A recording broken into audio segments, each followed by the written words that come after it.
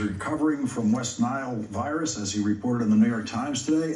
Dr. Fauci, those 5 days in the hospital, as you recount in the article, are just so frightening to read about. And because you were losing your own ability to think at the time, my question is, what were you thinking as a doctor was happening to you, but your thinking wasn't working? So what was going on for you?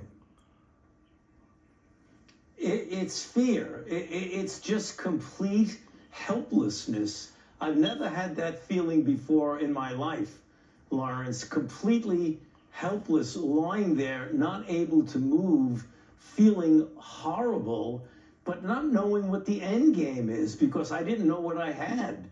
I mean, they were assuming it was sepsis, which was a reasonable assumption.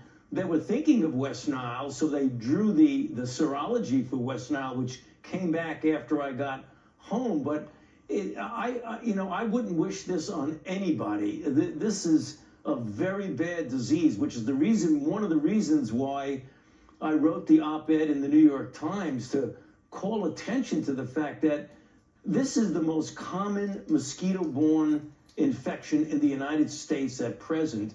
And in general, the population doesn't appreciate the potential seriousness of it, particularly if you're vulnerable, like a person at my age or someone with an underlying condition. It's a very serious condition.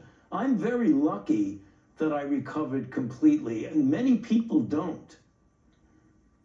No, I've been aware of mosquito-borne illness, but only in other places. I never thought about it as a possibility in the Northeast of the United States.